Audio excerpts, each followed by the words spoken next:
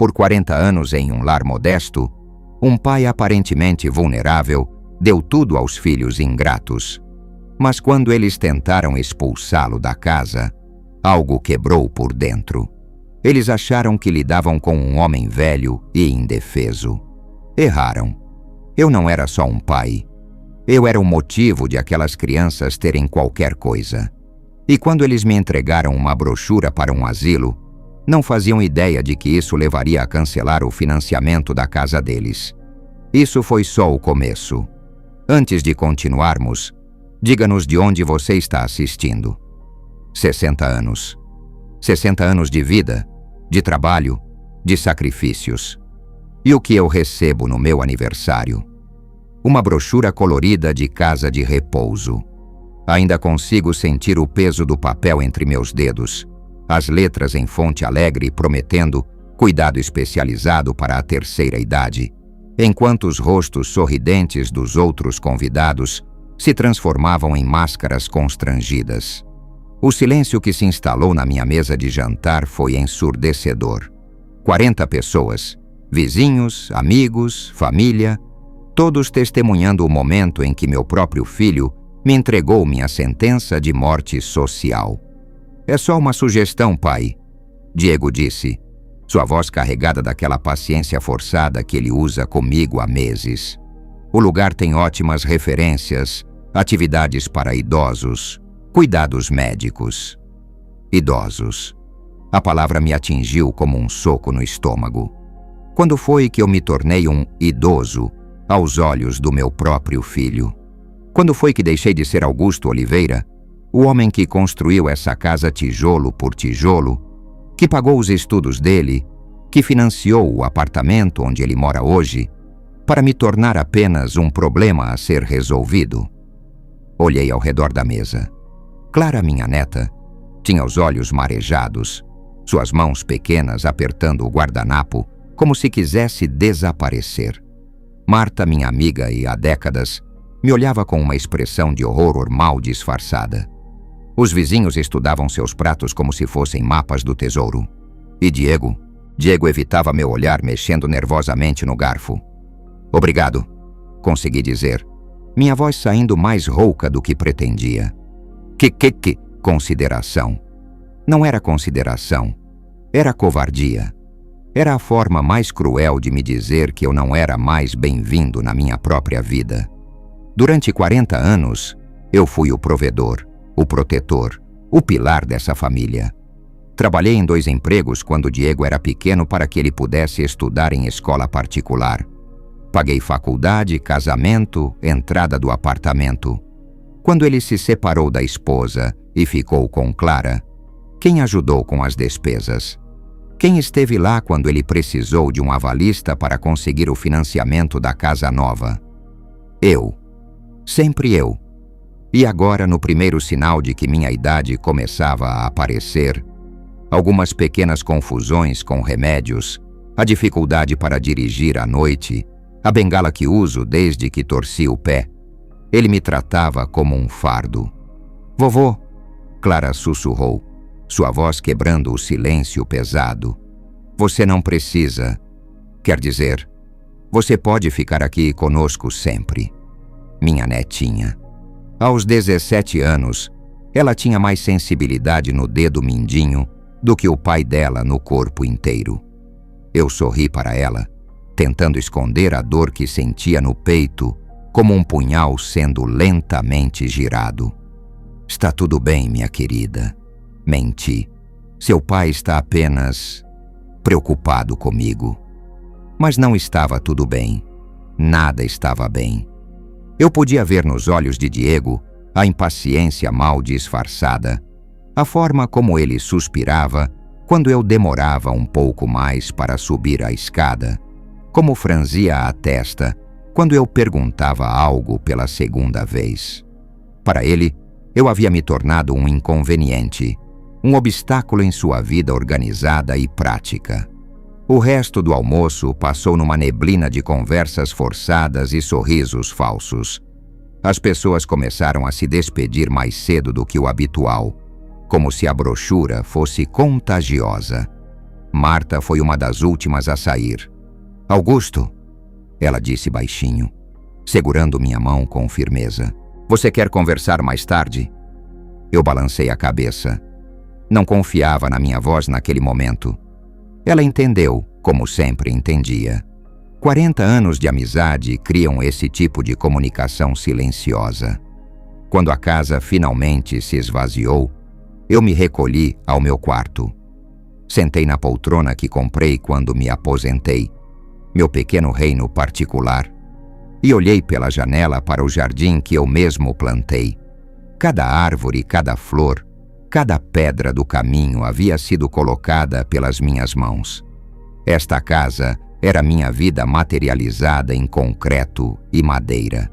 E eles queriam me tirar daqui.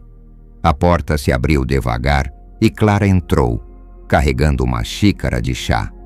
Trouxe camomila, ela disse, como se isso pudesse curar a ferida no meu orgulho. Obrigado, meu amor. Ela se sentou na beirada da cama, me observando com aqueles olhos espertos que herdou de mim. Papai não quis dizer mal, vovô. Ele está apenas estressado. O trabalho, a separação da mamãe, ter que cuidar de mim e se preocupar com o Senhor. E quando foi que eu me tornei um fardo para ser carregado? As palavras saíram mais amargas do que pretendia. Clara ficou em silêncio por um momento, escolhendo cuidadosamente as palavras. O Senhor não é um fardo. Nunca foi. Papai só... Às vezes ele não sabe expressar amor de forma carinhosa. Igual ao Senhor, na verdade. A observação me atingiu como uma bofetada. Era verdade. Eu havia sido um pai frio, distante. Sim, eu fui rígido. Tive que ser. A vida não me deu o luxo de ser gentil. Trabalhei duro para dar a ele tudo o que eu nunca tive. Pensei que isso fosse suficiente. Aparentemente, não foi. Clara, eu disse devagar. Você acha que eu deveria ir para esse lugar? Não. A resposta veio rápida e veemente. Vovô, essa é sua casa. O senhor construiu tudo isso. Não faz sentido sair daqui. Mas fazia, de uma perspectiva prática. E Diego sempre foi prático acima de tudo. Para ele, problemas tinham soluções diretas. Pai velho e potencialmente problemático. Casa de repouso. Situação resolvida. Só que eu não era um problema a ser resolvido. Eu era um homem que deu sua vida inteira para essa família e merecia um pouco mais de consideração do que uma brochura entregue na frente de toda essa vizinhança. Quando Clara saiu, eu fiquei sozinho com meus pensamentos. A raiva começou a se cristalizar dentro de mim. Uma sensação familiar que eu conhecia bem dos tempos em que precisava lutar por cada centavo, por cada oportunidade. Diego achava que estava lidando com um velho indefeso. Ele estava muito enganado. Eu não havia sobrevivido a décadas de dificuldades. Não havia construído um patrimônio do nada para ser descartado como um móvel velho. Se meu filho queria brincar de poder, eu iria mostrar a ele quem realmente controlava as cordas nesta família.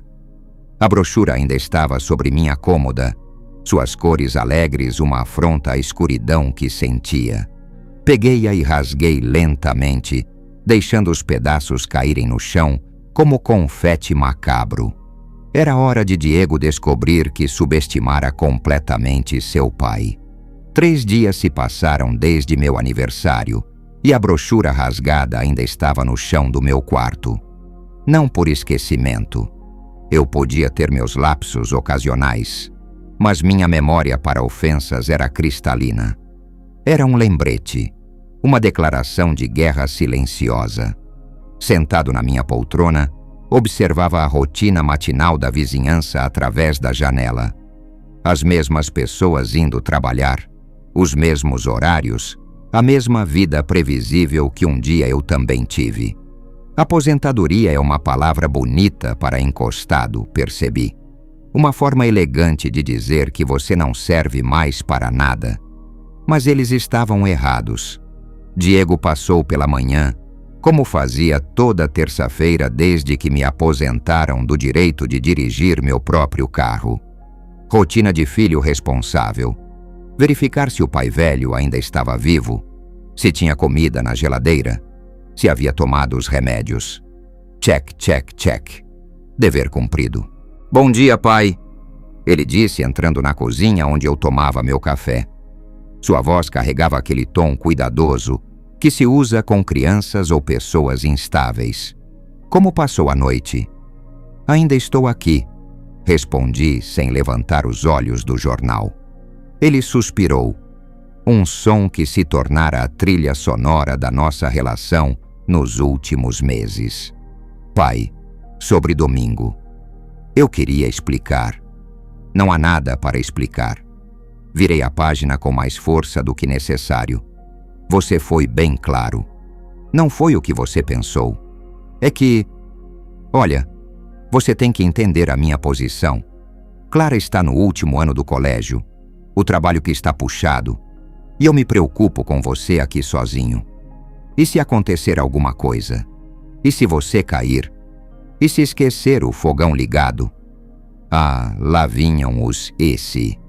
A lista de possíveis catástrofes que justificariam me trancar num depósito de idosos. Coloquei o jornal sobre a mesa e o encarei. Diego, em 60 anos de vida, quantas vezes eu esqueci o fogão ligado? Bem, nenhuma que eu saiba, mas... Quantas vezes eu caí e não consegui me levantar? Pai, não é isso. Quantas vezes eu me tornei um perigo para mim mesmo ou para outros? Ele ficou em silêncio, mexendo desconfortavelmente no chaveiro. É sobre controle, continuei. Minha voz baixa, mas firme. Você quer ter controle sobre minha vida porque não consegue controlar a sua. A acusação o atingiu em cheio. Vi seus ombros se retesarem, a mandíbula se contrair. Acertei em cheio. Isso não é justo, pai. Justo? Eu ri, mas não havia humor na risada.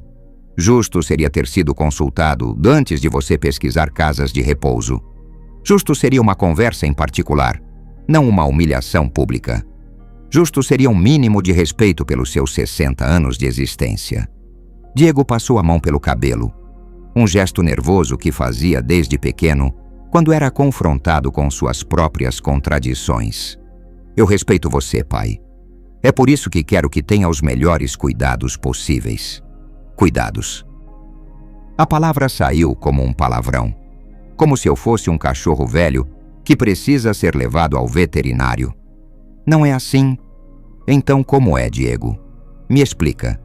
Como é que um homem que sustentou esta família por décadas, que pagou sua educação, seu casamento, seu apartamento, que ainda hoje é avalista do seu financiamento, de repente precisa ser cuidado como uma criança?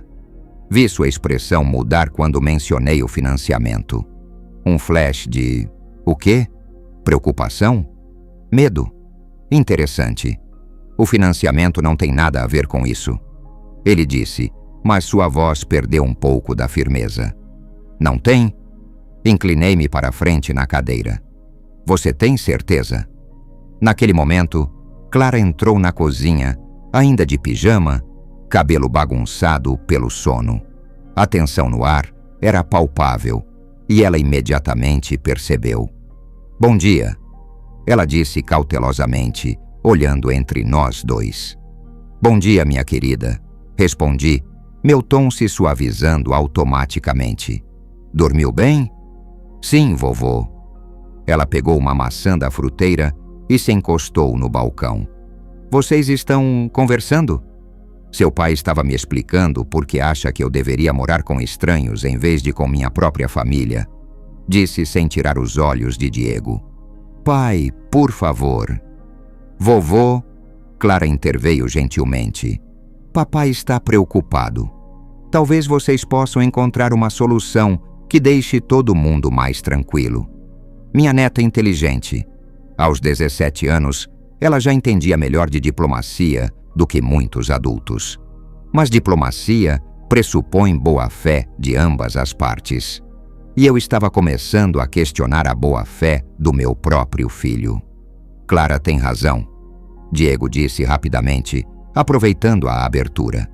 Podemos conversar sobre alternativas. Talvez uma cuidadora que venha durante o dia, ou vocês podem parar de me tratar como se eu estivesse com um pé na cova. Interrompi. Eu tenho 60 anos, não 90. Minha mente está funcionando perfeitamente. Meu corpo pode não ser mais o que era, mas ainda me viro muito bem sozinho. Diego olhou para Clara como se esperasse apoio, mas ela manteve uma expressão neutra. Inteligente garota. Sabia quando não se meter. Pai, você não entende. Não é questão de capacidade, é questão de... De quê? Conveniência? Praticidade? Economia? A última palavra o fez corar. Outro ponto sensível. Não é sobre dinheiro. Não é? Eu me levantei lentamente, usando a bengala mais para efeito dramático do que por necessidade. Porque eu imagino que deve ser caro manter um pai velho. Visitas regulares, preocupação constante, responsabilidade. Muito mais fácil terceirizar tudo isso, não é? Vovô... Clara tentou intervir, mas eu levantei a mão. Não, minha querida. Seu pai e eu precisamos acertar algumas coisas. Ele parece ter esquecido de algumas realidades básicas da nossa... Como posso dizer? Relação comercial. Vi Diego engolir em seco. Agora eu tinha sua atenção total. Depois de você sair, continuei, eu vou fazer algumas ligações, revisar alguns contratos, atualizar algumas garantias. Você sabe como é, filho. Homem velho como eu precisa manter seus papéis em ordem, não é mesmo? A ameaça estava implícita, mas clara. Diego não era estúpido. Ele sabia exatamente do que eu estava falando. Levamos muito tempo para elaborar essa história. A expressão no rosto de Diego mudou instantaneamente. O tom condescendente desapareceu, substituído por algo que eu não via há muito tempo. Respeito. Ou talvez fosse medo. Naquele momento, eu não me importava com a diferença. Pai, vamos conversar com calma. Calma? Eu ri, um som seco como folhas mortas. Filho, eu estive calmo por meses. Calmo quando você começou a me tratar como senil. Calmo quando passou a falar sobre mim na terceira pessoa enquanto eu estava na sala. Calmo quando me tirou o direito de dirigir meu próprio carro. E especialmente calmo no domingo, quando você me humilhou na frente de toda a vizinhança. Clara nos observava em silêncio, mordendo o lábio inferior. Ela sabia que algo importante estava acontecendo, mesmo sem entender completamente os detalhes financeiros. Mas sabe o que descobri sobre calma, Diego? Às vezes é confundida com fraqueza. Depois que eles saíram, Diego visivelmente perturbado, Clara me lançando olhares preocupados, eu me dirigi ao meu escritório. O pequeno cômodo nos fundos da casa, onde guardava décadas de documentos, contratos e papelada da vida. Diego sempre achou que fosse apenas o lugar onde o pai velho ficava mexendo em papéis velhos. Papéis velhos. Como se contratos perdessem validade por terem sido assinados há alguns anos. Liguei para Marta primeiro. Precisava de uma perspectiva externa. Alguém que me conhecesse o suficiente para me dizer se eu estava sendo racional ou apenas vingativo. Augusto, como você está? Desde domingo eu não consigo parar de pensar. Marta, preciso da sua opinião sobre uma coisa. Você tem alguns minutos? Claro. Você quer que eu vá aí? Seria melhor. 20 minutos depois, ela estava sentada na minha cozinha, segurando uma xícara de café que não bebia, me ouvindo relatar a conversa da manhã. Então você está pensando em cancelar minha participação como avalista, retirar meu nome do contrato de financiamento. Marta ficou em silêncio por um longo momento, processando a informação. Augusto, você tem certeza de que não está reagindo por impulso? Quer dizer, eu entendo sua raiva. E Diego realmente foi insensível. Mas isso pode ter consequências sérias. Consequências sérias para quem? Para ele? Ótimo. Talvez seja a hora de ele entender que ações têm consequências. E para você? E para Clara? Você está disposto a quebrar a família por causa de uma brochura? A pergunta me irritou porque tocou numa ferida que eu não queria examinar muito de perto. Eu não estou quebrando família nenhuma, Marta. Eu estou simplesmente retirando meu apoio financeiro de alguém que claramente não me quer por perto. Faz sentido, não faz? Faz sentido de uma perspectiva lógica. Ela admitiu. Mas família não é lógica. É emocional, bagunçada, complicada. E abusiva, aparentemente. Marta suspirou. Você quer a minha opinião honesta? Acho que vocês dois são teimosos demais para o próprio bem. Diego devia ter conversado com você antes de tomar qualquer decisão. Mas você está pronto para usar poder financeiro como arma. Isso não te lembra alguém? Eu a encarei, não gostando da insinuação. Diego, ela continuou. Ele está tentando controlar sua vida. Você está tentando controlar a dele. A maçã não caiu longe do pé. A observação me deixou desconfortável, porque tinha um fundo de verdade. Mas eu havia sido empurrado para este canto. Não havia começado esta guerra. Então o que você sugere? Que eu aceite passivamente ser descartado? Sugiro que você converse com ele. De verdade. Sem ultimatos. Sem ameaças financeiras. Apenas pai e filho tentando entender um ao outro. Eu tentei conversar. Ele me respondeu com uma brochura. Marta colocou a mão sobre a minha. Augusto, eu te conheço há 40 anos. Você é um homem bom, mas também é orgulhoso. Às vezes orgulhoso demais. Diego provavelmente herdou isso de você. Então estamos condenados a nos destruir mutuamente? Ou um de vocês pode ser o primeiro a baixar a guarda? Depois que Marta foi embora, eu fiquei sozinho com meus pensamentos e meus documentos. Ela tinha razão sobre o orgulho. Sempre foi minha força e minha fraqueza. Foi o orgulho que me fez trabalhar 16 horas por dia quando Diego era pequeno, recusando ajuda de qualquer pessoa. Foi o orgulho que me impediu de demonstrar afeto abertamente, porque homens da minha geração não faziam isso. E agora era o orgulho que me impedia de simplesmente dizer ao meu filho que estava com medo. Medo de ficar velho. Medo de me tornar dependente. Medo de ser esquecido. Medo de morrer sozinho numa casa de repouso, visitado apenas por obrigação. Mas orgulho ferido também tem seu próprio poder.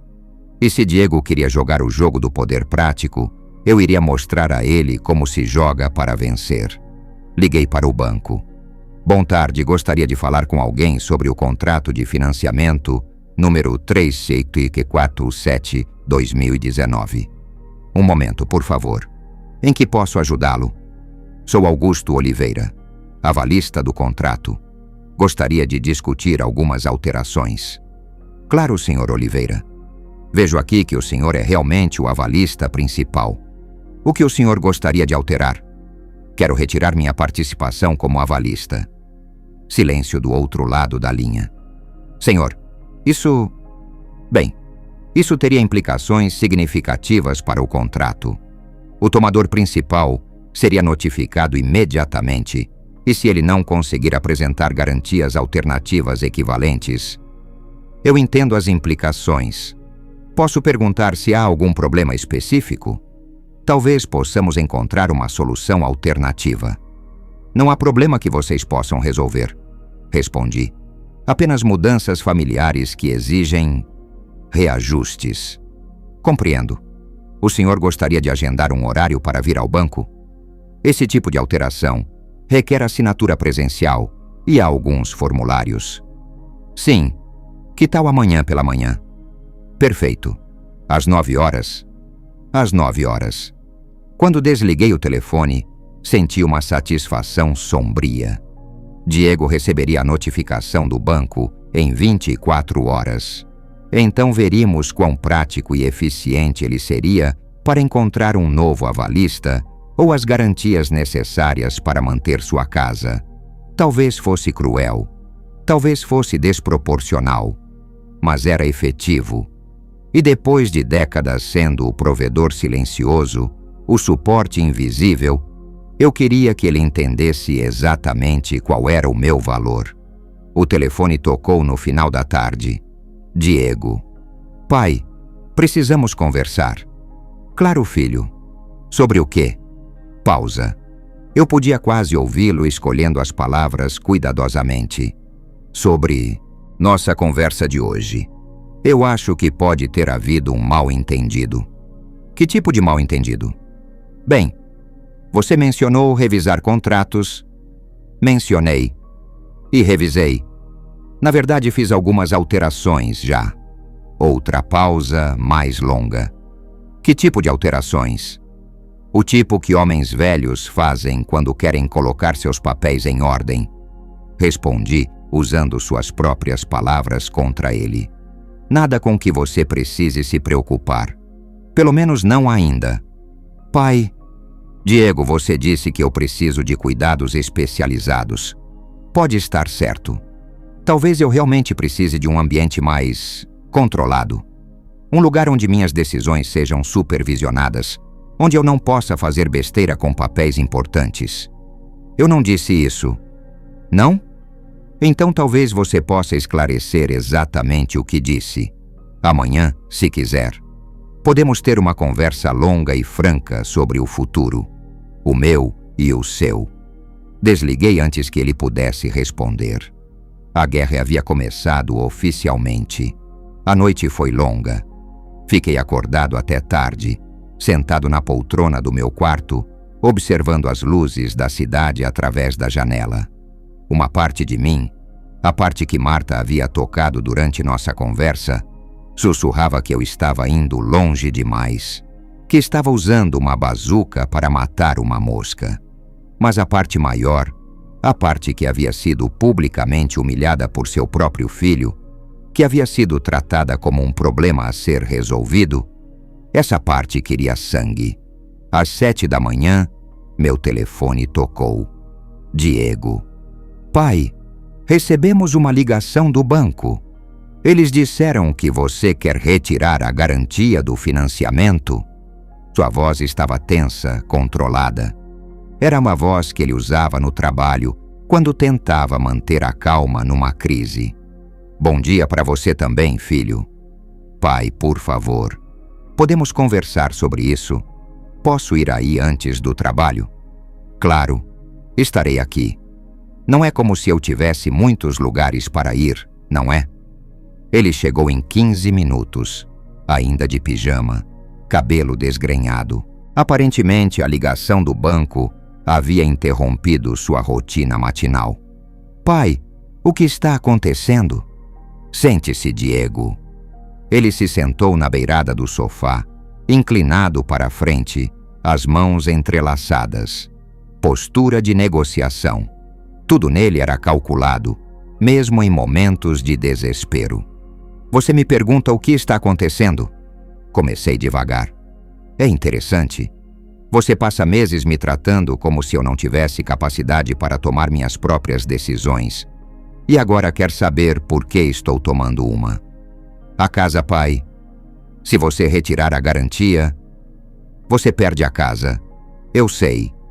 A menos que consiga encontrar outro avalista ou quitar o saldo devedor integral. Fiz uma pausa. Quanto mesmo que está devendo? 320 mil? Ele empalideceu. Pai, eu não tenho esse dinheiro. E você sabe que não consigo outro avalista com meu salário atual e o histórico da separação. Problema seu. As palavras saíram mais duras do que pretendi, mas o efeito foi imediato. Diego recuou como se tivesse levado um tapa. Problema meu? Você deixou bem claro que eu sou um problema seu. Então agora você tem um problema diferente para resolver. Isso é chantagem. Não, filho. Chantagem seria eu exigir algo em troca. Isso é apenas... Como você diria, uma decisão prática. Homens velhos não deveriam ter responsabilidades financeiras tão grandes, não é mesmo? Podem esquecer de pagar, podem tomar decisões ruins. Vi o momento exato em que ele entendeu que suas próprias palavras estavam sendo usadas contra ele. Pai, por favor, Clara mora comigo. Se eu perder a casa, Clara sempre terá um lugar aqui. Isso não é justo com ela. A escola, os amigos. A vida não é justa, Diego. Você deveria saber disso. Eu aprendi essa lição aos 15 anos, quando meu pai morreu e eu tive que trabalhar para sustentar minha mãe e meus irmãos. Você está aprendendo aos 42. Ele passou as mãos pelo rosto e, por um momento, vi não o homem confiante que sempre tentou ser, mas o menino assustado que um dia veio chorando para casa porque alguns colegas haviam roubado seu lanche. O que você quer, pai? Respeito. A palavra saiu simples, direta, carregada de 40 anos de frustração. Eu sempre te respeitei. Mentira. Levantei-me caminhando até a janela. Você me tolera, me suporta, me gerencia como se eu fosse um cliente difícil. Mas respeito? Quando foi a última vez que você pediu minha opinião sobre algo importante? Quando foi a última vez que me consultou antes de tomar uma decisão que me afeta diretamente? Silêncio. Quando foi a última vez que você me tratou como seu pai e não como seu paciente? Pai, eu não sabia que você se sentia assim.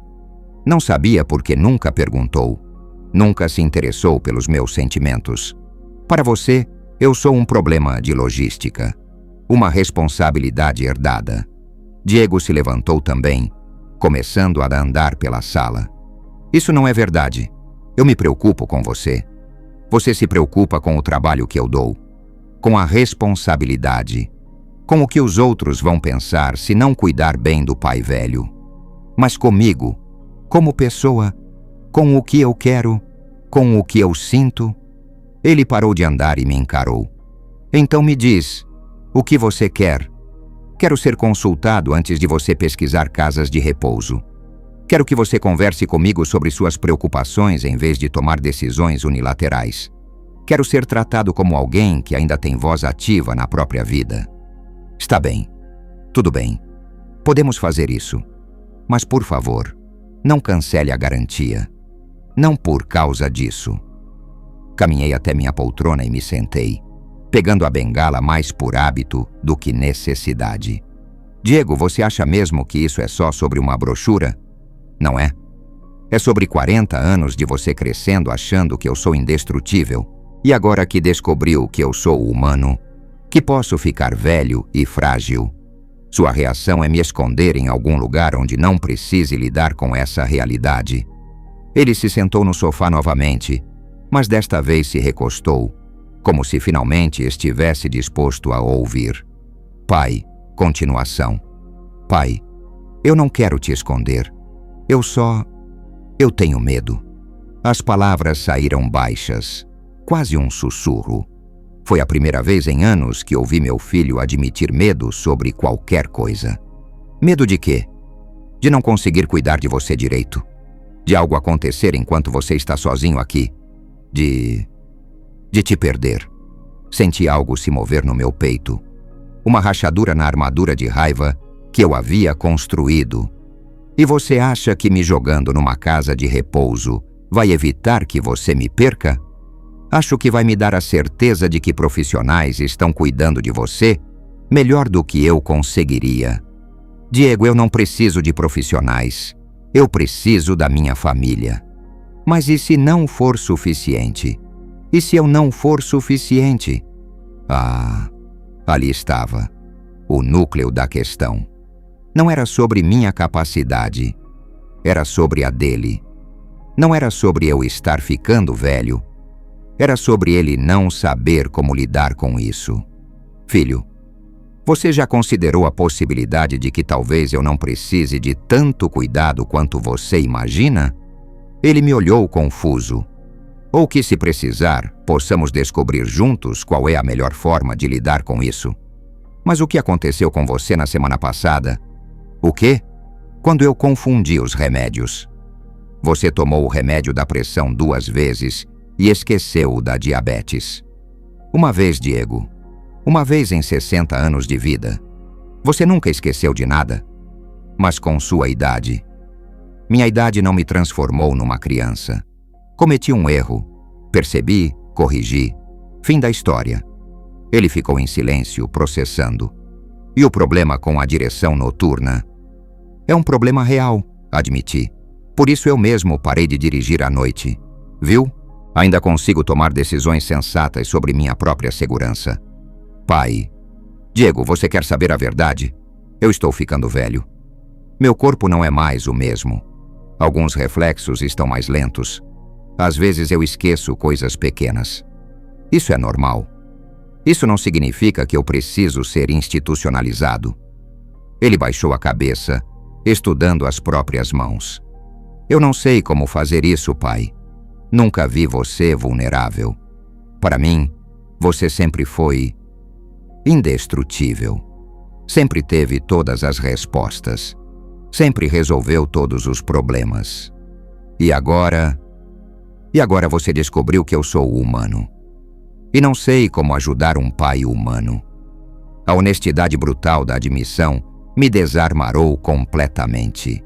Este não era o Diego controlador e prático que eu havia construído na minha mente. Era um homem assustado tentando fazer o melhor que conseguia numa situação para a qual ninguém o havia preparado. Você quer saber como me ajudar? Ele levantou os olhos, esperançoso. Me inclua, conversa comigo. Me pergunta o que eu acho antes de decidir o que é melhor para mim. Mas e se você tomar uma decisão ruim? Então eu vou lidar com as consequências, como sempre fiz, como você faz com suas próprias decisões ruins. Um sorriso fraco apareceu no rosto dele. Eu tomo muitas decisões ruins. Todo mundo toma. É parte de ser humano. Ficamos em silêncio por alguns minutos. Podia sentir a raiva que carregava ele há dias, começando a se dissipar, substituída por algo mais complexo. Alívio, talvez. Ou simplesmente cansaço. Pai, sobre a garantia. Vou cancelar o agendamento no banco. Obrigado. Mas quero que fique claro uma coisa. Eu fiz isso para te mostrar que ainda tenho poder sobre minha própria vida. Que não sou indefeso. Da próxima vez que você achar que sabe o que é melhor para mim sem me consultar, pode não ter tanta sorte. Entendi. E outra coisa. Quero uma palavra sobre qualquer discussão futura sobre casas de repouso. Se chegar um momento em que isso realmente se tornar necessário, vamos decidir juntos, como família. Combinado. Ele se levantou para sair, mas parou na porta. Pai? Sim? Eu sinto muito. Sobre domingo, sobre tudo. Eu realmente pensei que estava fazendo a coisa certa. Eu sei que pensou. É por isso que não cancelei a garantia ontem mesmo. Depois que ele saiu, liguei para Marta. Como foi? Ela perguntou antes mesmo de eu falar. Acho que bem. Conversamos de verdade pela primeira vez em meses. E a garantia? Vou manter. Por enquanto. Ah, Augusto, estou orgulhosa de você. Por quê? Por ter sido o primeiro a baixar a guarda. Talvez ela estivesse certa. Ou talvez eu apenas tivesse percebido que algumas batalhas não valem a pena ser vencidas, se isso significar perder a guerra inteira. À tarde, Clara apareceu. Ela havia faltado à escola. Coisa rara para uma menina responsável como ela. Vovô, papai me contou sobre a conversa de vocês. Ah, é? Ele estava chorando no carro. A informação me pegou desprevenido. Chorando? Disse que quase perdeu você por tentar te proteger. Sentei-me pesadamente na poltrona. A ideia de meu filho chorando por minha causa me deixava desconfortável de um jeito que não conseguia definir bem. Clara, eu preciso te perguntar uma coisa. Seja honesta comigo. Sempre sou. Você acha que eu preciso de cuidados especiais? Que estou Incapacitado de alguma forma? Ela se sentou no braço da poltrona, como fazia quando era pequena. Vovô, o senhor está diferente. Mais lento em algumas coisas, às vezes repete histórias, precisa de ajuda com tecnologia. Mas incapacitado? Não. O senhor ainda é o homem mais inteligente que eu conheço. Então por que seu pai... Porque ele tem medo de perder você do mesmo jeito que perdeu a mãe dele. Rápido, sem aviso, sem chance de se despedir direito. A observação me atingiu como um raio. Minha esposa havia morrido de infarto aos 58 anos, enquanto eu estava viajando a trabalho. Diego chegou ao hospital a tempo de vê-la partir. Eu não. Ele nunca me disse isso. Homens da família de vocês não falam sobre sentimentos. Ela disse com um sorriso triste. Mas isso não significa que não os tenham. Minha neta sábia. 17 anos e já entendia nossa dinâmica familiar melhor do que nós mesmos. Clara, eu prometo uma coisa. Vou tentar ser mais paciente com seu pai. Se você prometer conversar com ele sobre ser mais paciente comigo. Prometo, vovô. Mas vocês precisam prometer uma coisa para mim também. O quê? Parem de usar o amor de vocês um pelo outro como arma. Está machucando todo mundo. 2 semanas se passaram desde nossa conversa e a dinâmica da família mudou de forma sutil, mas perceptível. Diego passou a me consultar sobre pequenas decisões. Que dia seria melhor para Clara visitá-lo? Se eu precisava de alguma coisa do mercado quando ele fosse fazer compras? Se eu queria acompanhá-los ao cinema no final de semana? Gestos pequenos, mas significativos. Eu, por minha vez, me esforcei para ser menos defensivo, menos propenso a interpretar preocupação como condescendência. Nem sempre conseguia. Décadas de orgulho não desaparecem da noite para o dia, mas estava tentando. Era uma sexta-feira de manhã, quando recebi a ligação que mudaria tudo novamente. Senhor Augusto? Aqui é da emergência do Hospital São Lucas. O senhor é o contato de emergência de Diego Oliveira? Meu sangue gelou. Sou. O que aconteceu? Ele sofreu um acidente de carro na Avenida Beira-Mar. Nada grave, mas está inconsciente. Poderia vir até aqui? Já estou indo. Minha primeira reação foi pânico puro. Depois, uma frustração raivosa. Como eu iria até lá sem poder dirigir? Pensei em chamar um táxi, mas minha carteira estava vazia. Pensei em pedir ajuda aos vizinhos, mas todos estavam trabalhando. Foi então que percebi o quão dependente eu havia me tornado sem perceber. Não de cuidados médicos ou ajuda doméstica, mas de outras pessoas para as necessidades mais básicas de mobilidade. Liguei para Marta. Marta, preciso que você me leve ao hospital. O Diego... Já estou saindo de casa. 15 minutos depois, estava no banco do passageiro do carro dela, as mãos tremendo de ansiedade e adrenalina. Ele vai ficar bem, Marta disse, mas sua própria voz estava tensa. Como você sabe? Você não sabe. Ninguém sabe. Augusto, e se ele morrer? E se nossa última conversa real foi aquela briga sobre a casa de repouso? E se ele morrer pensando que seu próprio pai quase o deixou sem casa por puro orgulho? Pare de pensar assim. Ele não vai morrer. E a última conversa de vocês foi sobre fazer as pazes. Mas eu mal estava ouvindo.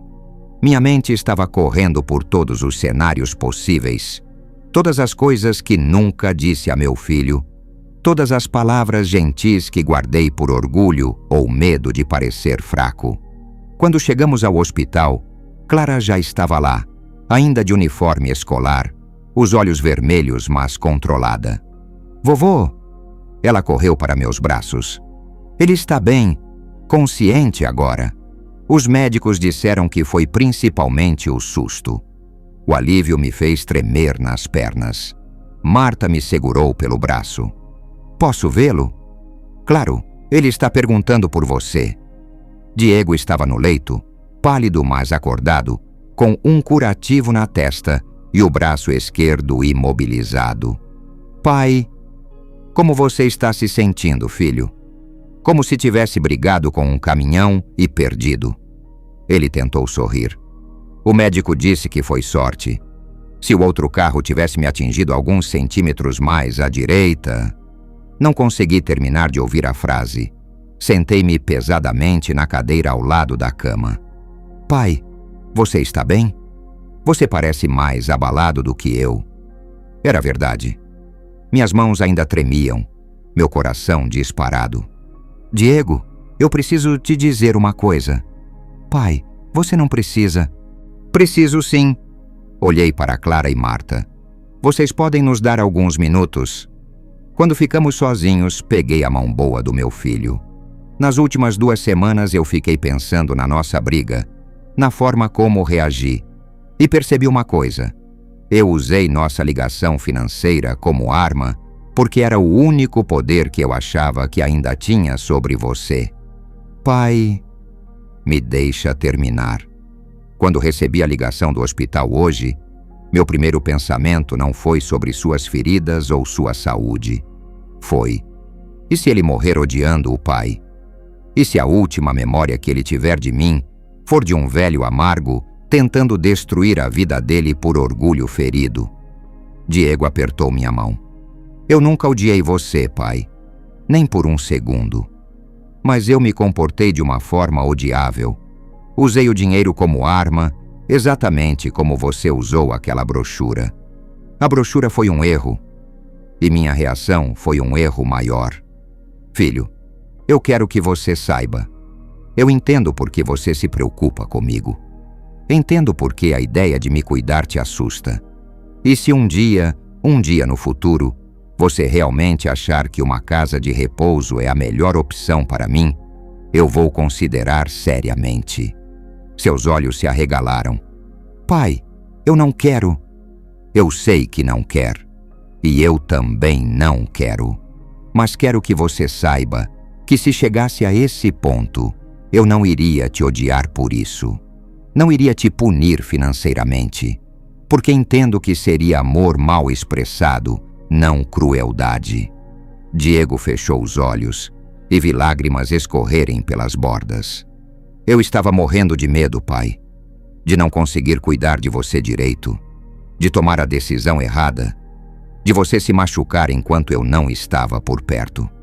E eu estava morrendo de medo de me tornar um fardo, de perder minha independência, minha dignidade, meu lugar na família. Você nunca vai perder seu lugar na família. Então vamos fazer um pacto. Você para de tentar me proteger de tudo e eu paro de interpretar preocupação como desrespeito. Combinado? E outra coisa, eu quero voltar a dirigir. Ele abriu os olhos, alarmado. Pai, durante o dia, percursos curtos. Preciso de um pouco da minha independência de volta. Esta manhã, quando precisei vir aqui e não conseguia, me senti mais inválido do que me senti em meses. Diego ficou em silêncio por um momento. Que tal começarmos devagar? Até o mercado, até a praça. E vamos vendo como você se sente? É um começo. Clara e Marta voltaram para o quarto. Tudo resolvido? Clara perguntou, olhando entre nós dois. Acho que sim. Diego respondeu. Pelo menos por enquanto. Ótimo, porque eu tenho uma proposta para vocês dois. Ela puxou 2 cadeiras para perto da cama e se sentou. Que tal se vocês parassem de fingir que são pessoas diferentes do que realmente são? Como assim? Perguntei. Vovô, o senhor é teimoso, orgulhoso e continuação. Vovô, o senhor é teimoso, orgulhoso e tem dificuldade para aceitar ajuda. Papai, você é controlador, ansioso e tem dificuldade para expressar amor sem tentar resolver problemas. Vocês dois são assim há anos. A diferença é que agora vocês estão usando essas características para se machucarem. O silêncio no quarto era ensurdecedor. Marta disfarçou uma risada atrás da mão. Clara. Diego começou. Não, papai. Me deixa terminar. Vocês acham que eu não percebo? Mas eu percebo tudo. Vovô, toda vez que o papai vem aqui, o senhor fica na defensiva antes mesmo dele abrir a boca. E papai, você trata o vovô como se ele fosse uma bomba relógio prestes a explodir. Ela estava certa, completamente certa. Mas sabe o que mais eu percebo? Que vocês se amam profundamente. O papai trabalha extra todo mês para garantir que o vovô não precise se preocupar com dinheiro. O vovô tem uma foto do papai na formatura na mesa de cabeceira dele há 20 anos. Vocês se ligam pelo menos uma vez por semana só para ver como está tudo. Vocês se importam um com o outro de uma forma que eu invejo. Senti minha garganta apertar. Então parem de usar esse amor como arma. Parem de ter medo de demonstrar que se importam. E parem de presumir o pior um do outro. Diego olhou para mim. Ela tem razão, não tem? Tem, admiti. Quando foi que nossa filha ficou mais sábia que nós? Neta, Clara corrigiu. E eu sempre fui mais sábia. Vocês só nunca prestaram atenção. Todos rimos, e pela primeira vez em meses, o som da nossa risada junta não pareceu forçado. 3 meses depois do acidente, eu estava dirigindo até a casa de Diego para nosso almoço semanal. Sim, voltei a dirigir. Devagar, cuidadosamente, apenas durante o dia, mas dirigindo. A sensação de independência era inebriante.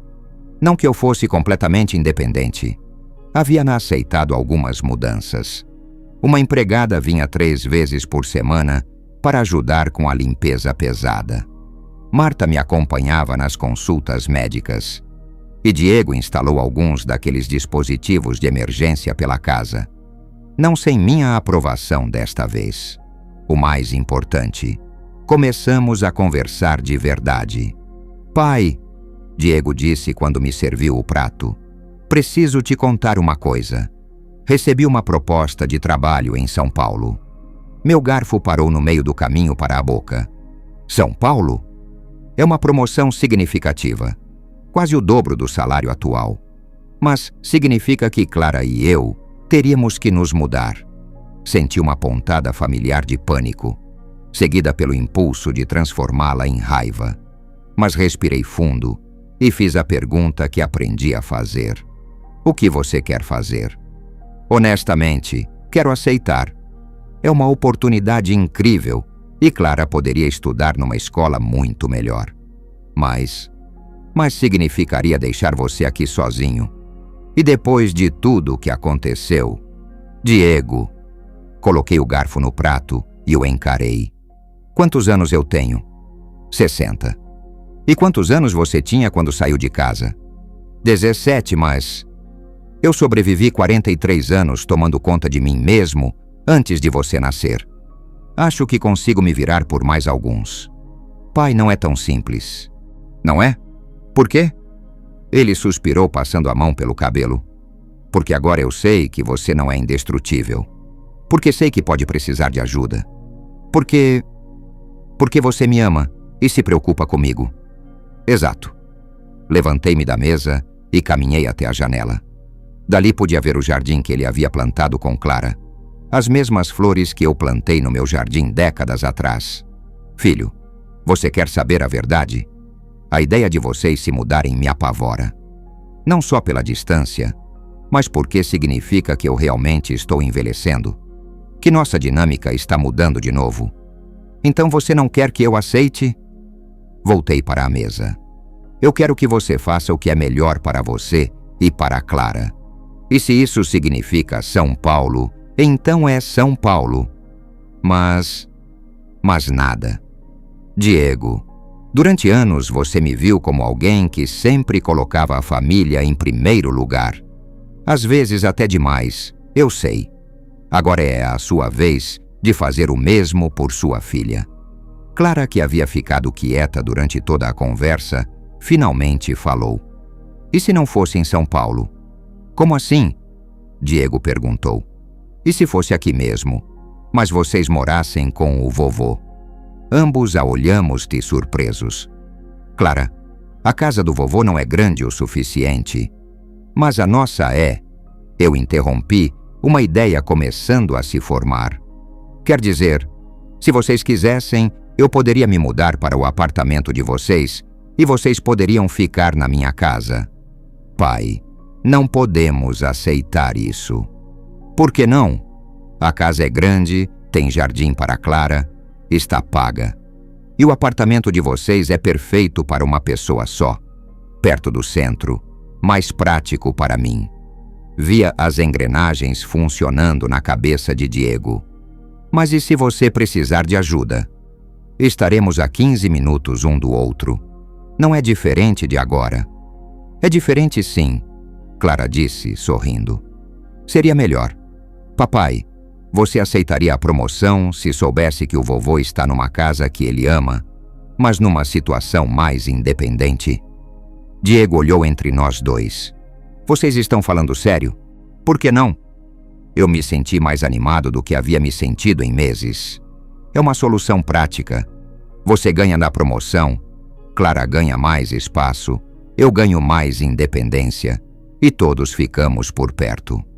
Mas pai, sua casa, todas as suas memórias, não vão para lugar nenhum. Vocês vão cuidar bem delas. E talvez seja a hora de eu fazer novas memórias em um novo lugar. A ideia de mudar me aterrorizava e me empolgava ao mesmo tempo. Era uma chance de provar, para mim mesmo mais do que qualquer outra pessoa, que eu ainda era capaz de me adaptar, de recomeçar. Posso pensar no assunto? Diego perguntou. Claro. Mas Diego, sim? Não demore muito. Homens da minha idade não têm tempo infinito para novas aventuras. 2 semanas depois, estávamos assinando os papéis da troca. Diego aceitou a promoção. Clara estava radiante com a perspectiva de ter seu próprio jardim. E eu estava embalando décadas de vida em caixas de papelão. Marta me ajudava com as fotografias. Você tem certeza disso, Augusto?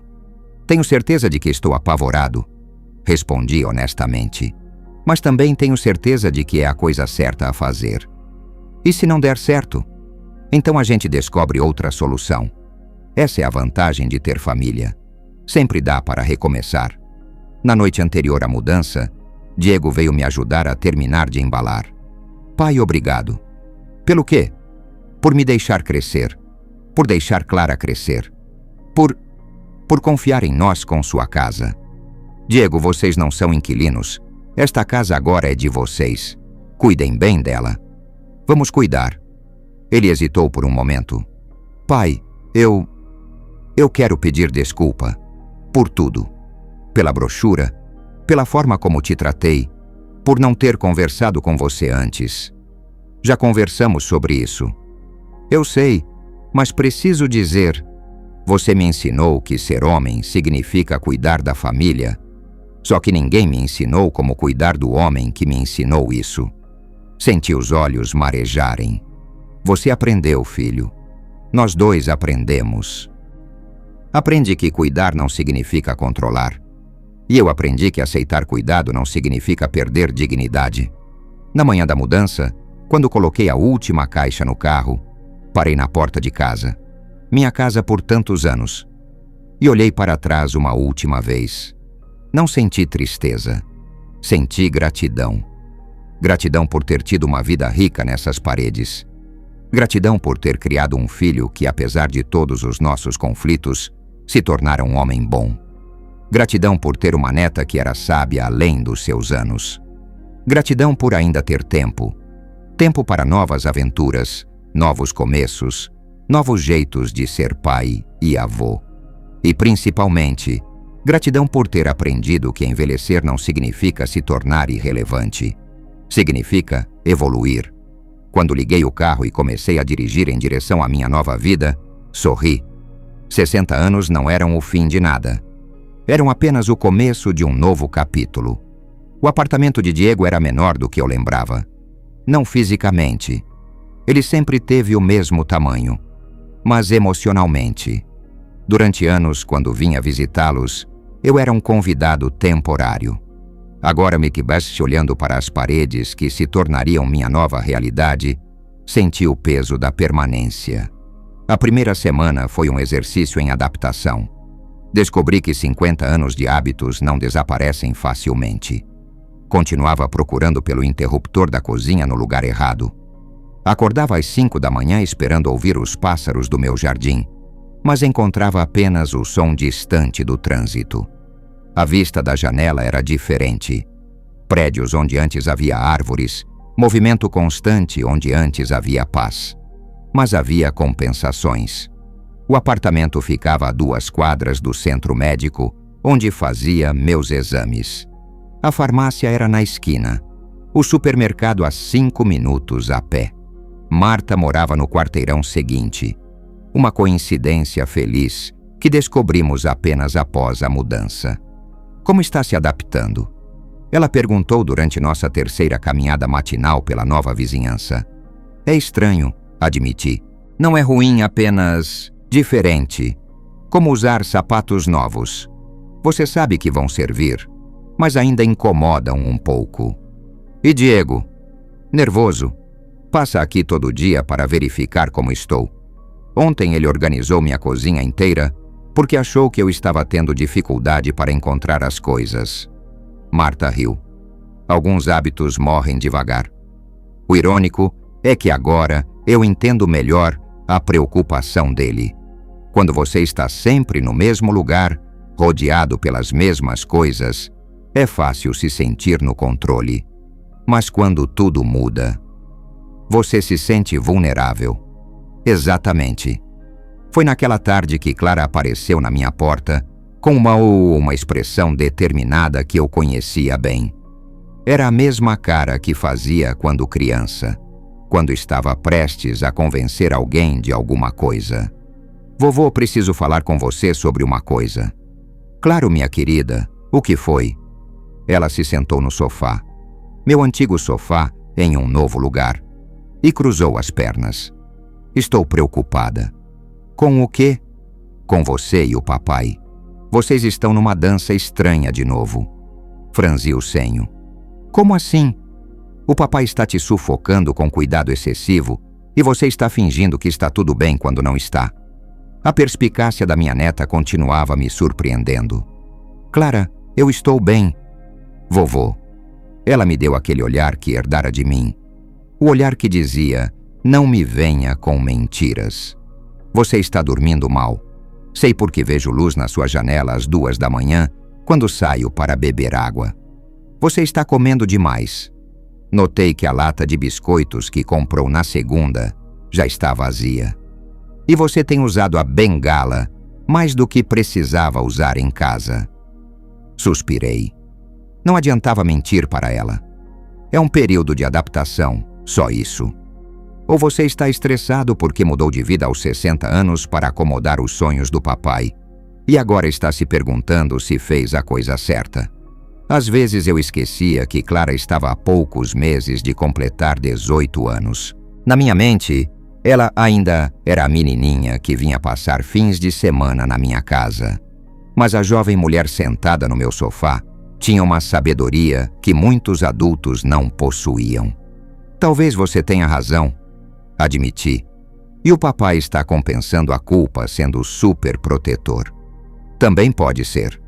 Clara se inclinou para a frente. Vovô, posso sugerir uma coisa? Sempre pode. Que tal se você parasse de proteger os sentimentos do papai por alguns dias? E se você fosse honesto sobre como está se sentindo? Clara, não quero... Não quero o quê? Preocupá-lo? Decepcionar ele? Admitir que pode ter limites? Cada palavra era uma pequena revelação. Vovô, você passou a vida inteira sendo forte para todo mundo. Mas força também pode ser dizer quando você precisa de help para se ajustar. Força pode ser admitir quando uma decisão boa ainda é difícil. Naquela noite, quando Diego apareceu para sua visita diária, eu estava preparado. Diego, senta aqui. Precisamos conversar. Imediatamente vi tensão aparecer em seus ombros. Está tudo bem, pai? Aconteceu alguma coisa? Não. Não aconteceu nada. Mas também não está tudo bem. Ele se sentou na beirada da poltrona, pronto para saltar em ação. A mudança foi ideia minha, comecei, e eu não me arrependo dela. Você merecia a promoção Clara merecia a casa, mas isso não significa que está sendo fácil para mim. Pai, me deixa terminar. Estou me sentindo deslocado, ansioso, um pouco perdido. E você está me sufocando tentando compensar isso. Eu só quero ter certeza... Diego, você reorganizou minha cozinha ontem. Trouxe plantas para alegrar o ambiente na segunda. Ligou 3 vezes anteontem para saber se eu havia almoçado. Isso não é cuidado, é controle disfarçado de carinho. Vi ele recuar como se tivesse levado um tapa. Eu não percebi que... Eu sei que você não percebeu. E eu deveria ter falado antes, em vez de fingir que estava tudo perfeito. Diego passou as mãos pelo rosto. Pai, eu me sinto culpado. Você abriu mão da sua casa por minha causa. Não foi por sua causa. Foi por nossa causa. Pela família. Mas culpa não é desculpa para me tratar como se eu fosse incapaz de me adaptar sozinho. Então o que você quer que eu faça? Que você confie em mim para dizer quando preciso de ajuda, em vez de presumir que preciso o tempo todo. Ficamos em silêncio por alguns minutos. E pai, como posso realmente ajudar? A pergunta me pegou desprevenido. Era a primeira vez em meses que ele perguntava o que eu queria, em vez de decidir o que eu precisava.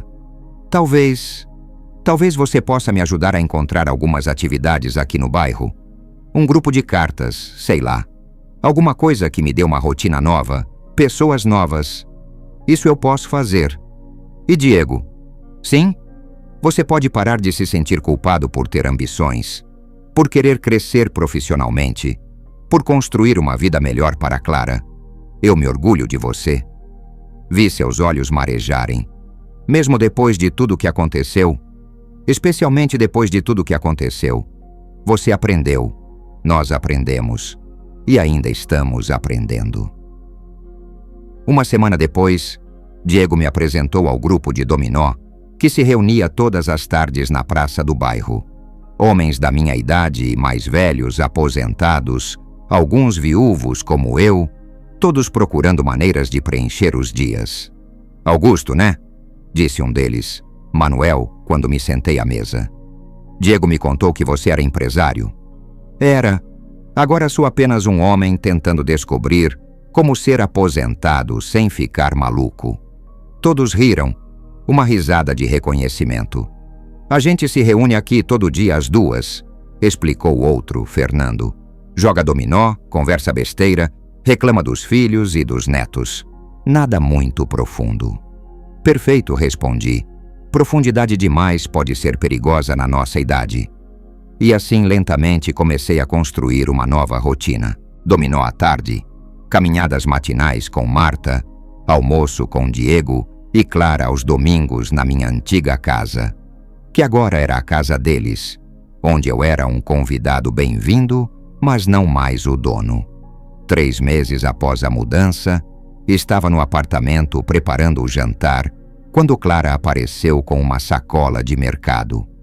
Trouxe ingredientes para fazer aquela torta de maçã que você fazia quando eu era pequena. Que ocasião especial é essa? Nenhuma. Só saudade da torta. Trabalhamos lado a lado na pequena cozinha, ela descascando maçãs enquanto eu preparava a massa. Era um ritual que havíamos feito dezenas de vezes na minha casa antiga, mas aqui tinha um sabor diferente. Não pior, apenas diferente. Vovô, ela disse enquanto colocávamos a torta no forno. Posso te fazer uma pergunta? Sempre. Você se arrepende? Da mudança? De tudo. Da briga com o papai, da troca de casas, de ter que recomeçar aos 60 anos. Pensei cuidadosamente na resposta.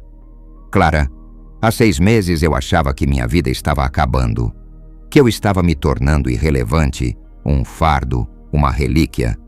Hoje eu sei que estava apenas chegando numa nova fase. E como é essa nova fase? Mais difícil do que esperava, admiti, mas também mais interessante. Descobri que posso fazer amigos novos aos 60 anos, que posso aprender coisas novas sobre mim mesmo, que posso mudar sem perder quem eu sou. E o papai? Seu pai e eu estamos aprendendo a ser pai e filho de um jeito novo. Não é fácil, mas é honesto. Mais honesto do que fomos em anos. Clara sorriu. Sabe o que mais, vovô? O quê? Você parece mais feliz agora do que parecia até há 6 meses. Parei para pensar nisso. Estava mais feliz? Ou apenas mais vivo? Acho que você tem razão, disse finalmente. Acho que por muito tempo eu confundi estar seguro com estar vivo. E agora? Agora estou descobrindo que é possível ser as duas coisas. Só precisa de um pouco mais de coragem. Quando a torta ficou pronta, chamamos Diego. Os 3 nos sentamos ao redor da minha pequena mesa de jantar, dividindo a sobremesa que carregava décadas de memórias afetivas. Pai, Diego disse, obrigado. Pelo que agora? Por me ensinar que crescer não tem idade. Por mostrar que família é sobre se adaptar juntos, não sobre ficar parado no tempo. Olhei ao redor da mesa. Meu filho, minha neta, minha nova casa. E senti algo que não sentia há muito tempo. Paz. Não a paz da resignação, mas a paz de quem sabe que está exatamente onde precisa estar, fazendo exatamente o que precisa fazer. 60 anos não eram o fim de nada. Eram apenas o começo de descobrir quem eu poderia me tornar quando parasse de ter medo da mudança.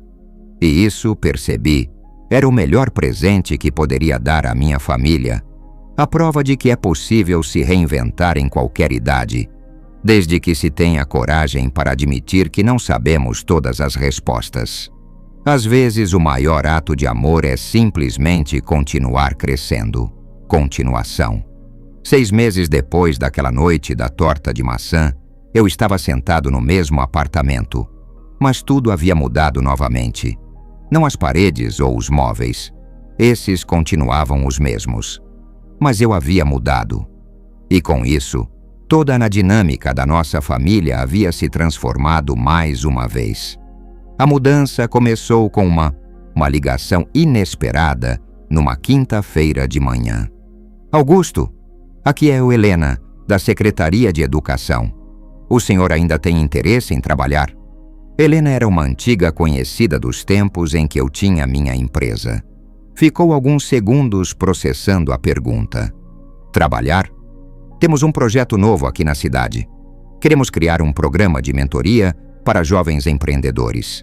Pessoas com experiência real, ajudando quem está começando. Seu nome foi sugerido por várias pessoas. Helena, eu estou aposentado há 2 anos. E daí? O senhor tem 60 anos, não 90? E francamente, Augusto, a experiência não se aposenta.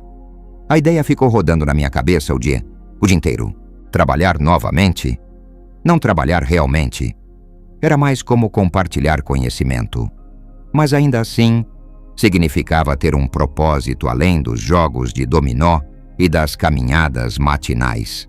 Quando Diego passou para sua visita, que havia se tornado semanal em vez de diária, um progresso que ambos comemoramos, eu mencionei a ligação. E o que você respondeu? Ele perguntou, tentando manter um tom neutro, que ia pensar no assunto. E está pensando? Estou. Qual sua opinião?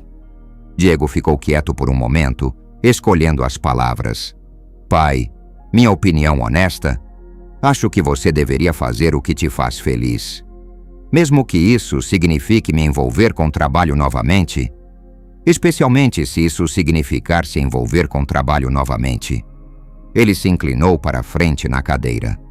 Pai, você construiu uma empresa do zero. Empregou dezenas de pessoas.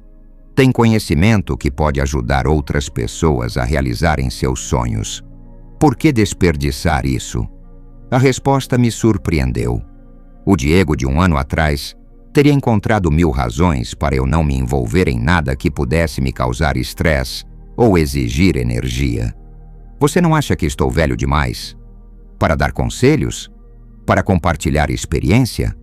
Pai, você está no auge da sua sabedoria. Seria quase egoísmo guardar tudo isso só para você. 3 dias depois, eu estava sentado numa sala da prefeitura, conversando com 6 jovens entre 25 e 35 anos, todos com ideias de negócios e nenhuma noção de como transformá-las em realidade. Senhor Augusto, disse uma delas, Marina, minha ideia é abrir uma loja de produtos orgânicos, mas não sei por onde começar. Primeiro respondi, me conta por que você quer abrir essa loja. Porque acredito que as pessoas precisam ter acesso a alimentos mais saudáveis. Ótimo, essa é a parte fácil, a motivação. Agora me conta, você sabe quem são essas pessoas? Onde moram? Quanto ganham? O que comem hoje? Por que trocariam o que já fazem pela sua proposta? Verás-se, vi a expressão dela mudar quando percebeu que não havia pensado nessas questões. É isso que vamos descobrir juntos, continuei. Ter uma boa ideia é o primeiro passo. Entender seu mercado é o segundo. E esse segundo passo é onde a maioria das pessoas tropeça. Durante as 2 horas seguintes, fui redescobrindo uma parte de mim que achava ter deixado para trás. A satisfação de ver alguém entender um conceito complexo. A energia de resolver problemas. A sensação de ser útil de uma forma concreta e mensurável. Quando cheguei em casa naquela tarde, Marta estava me esperando com café e curiosidade. Como foi? Foi... Parei, procurando a palavra certa. Foi revigorante. Você está brilhando, ela observou. Literalmente. Seus olhos estão diferentes. É estranho, Marta. Por 2 anos eu me convenci de que a aposentadoria era sobre descanso, sobre aproveitar o tempo livre. Mas hoje descobri que talvez seja mais sobre escolher como usar sua experiência de forma diferente. E você vai continuar? Vou. 1 vez por semana durante 6 meses, ajudando essas pessoas a estruturarem seus planos de negócio. E Diego, o que ele achou? Esse é o mais surpreendente. Ele incentivou. Disse que seria egoísmo guardar conhecimento só para mim. Marta sorriu. Augusto, posso te falar uma coisa que percebi ao longo de todos esses meses? Claro. Você e Diego passaram tanto tempo brigando sobre controle que esqueceram de celebrar crescimento. O dele e o seu. Como assim? Diego cresceu. Aprendeu a expressar preocupação sem ser controlador. Aprendeu a pedir desculpas quando erra. Aprendeu a reconhecer quando precisa dar espaço. E você cresceu também. Eu? Augusto, você aprendeu a aceitar ajuda sem perder dignidade. Aprendeu a admitir vulnerabilidade sem se sentir fraco. E agora está aprendendo que se reinventar não significa abandonar quem você é. As palavras dela ecoaram na minha cabeça durante dias. Crescimento. Era isso que estava acontecendo conosco, não apenas adaptação ou aceitação. Crescimento real. No domingo seguinte, durante nosso almoço semanal na minha antiga casa, Clara fez uma observação que me fez parar de comer. Vovô, você sabia que está falando diferente? Como assim? Sua voz? Ela está mais firme. Como era quando eu era pequena e você me contava histórias sobre como construiu sua empresa. Diego levantou os olhos do prato. Ela tem razão. Você parece mais presente. É o projeto de mentoria, expliquei. Estar envolvido com negócios novamente, mesmo que de forma diferente. Não é só isso, Clara interrompeu. É que você parou de agir como se estivesse esperando a vida acabar. A observação me atingiu como um raio. Era isso. Por 2 anos eu havia estado numa espécie de sala de espera, aguardando que a idade me tornasse irrelevante. Mas a irrelevância não era inevitável. Era uma escolha. Clara, disse devagar, você pode estar certa. Claro que estou certa. E sabe o que mais? O quê? Você e o papai finalmente parecem confortáveis, sendo quem vocês realmente são um com o outro. Olhei para Diego, que estava sorrindo. É verdade? Perguntei. É pai. Não sinto mais que preciso te proteger de você mesmo. E você não parece mais sentir que precisa provar sua relevância o tempo todo. Quando isso aconteceu? Acho que foi gradual. Ele respondeu. Mas se eu tivesse que escolher um momento, diria que foi quando você aceitou o projeto de mentoria sem me pedir permissão e sem se justificar. Pensei nisso. Ele estava certo. Eu havia simplesmente decidido o que queria fazer e feito. Sem drama, sem necessidade de aprovação, sem medo de julgamento. E você ficou bem com isso? Perguntei. Mais que bem. Fiquei orgulhoso. Orgulhoso de ter um pai que ainda tem coragem de aceitar novos desafios. Naquela noite, sozinho no meu apartamento, refleti sobre os últimos 8 meses. A brochura da casa de repouso, nossa briga, a ameaça com o financiamento, o acidente de Diego, a mudança de casa e agora o projeto de mentoria. Cada evento havia sido um teste, não apenas da nossa relação, mas da nossa capacidade de evoluir. E, surpreendentemente, havíamos passado em todos os testes. Não perfeitamente, não sem ferimentos, não sem momentos de dúvida e medo, mas havíamos passado. Peguei o telefone e disquei para Diego. Pai, tudo bem? É tarde. Está tudo bem? Só queria te dizer uma coisa. O quê? Obrigado. Por quê? Por ter me dado aquela brochura. Silêncio do outro lado. Pai, não, Diego, estou falando sério. Se você não tivesse me dado aquela brochura, se não tivéssemos brigado, se eu não tivesse reagido do jeito que reagi, talvez eu estivesse ainda sentado na minha poltrona, reclamando de estar velho, esperando que alguém decidisse o que fazer comigo. Pai, aquilo foi um erro. Foi. Mas foi um erro necessário. Nos forçou a ter conversas que estávamos evitando há anos. Me forçou a provar para mim mesmo que ainda tenho valor. Nos ensinou que amor às vezes se expressa de formas tortas, mas ainda é amor. Ouvi Diego respirar fundo. Eu também tenho que te agradecer, pai. Por quê? Por ter lutado. Por não ter aceitado passivamente ser descartado. Por ter me mostrado que dignidade se conquista, não se recebe. E agora? Agora somos uma família diferente do que éramos há 1 ano. Melhor, eu acho. Eu também acho. Quando desliguei o telefone, olhei pela janela do apartamento. As luzes da cidade brilhavam lá fora, cada uma representando vidas em andamento, pessoas enfrentando seus próprios desafios, famílias tentando descobrir como amar umas às outras sem se machucarem. Eu tinha 60 anos. Não era jovem, mas também não era velho. Era simplesmente um homem que havia aprendido que a vida não para quando você se aposenta, quando seus filhos crescem, quando sua dinâmica familiar muda. A vida continua.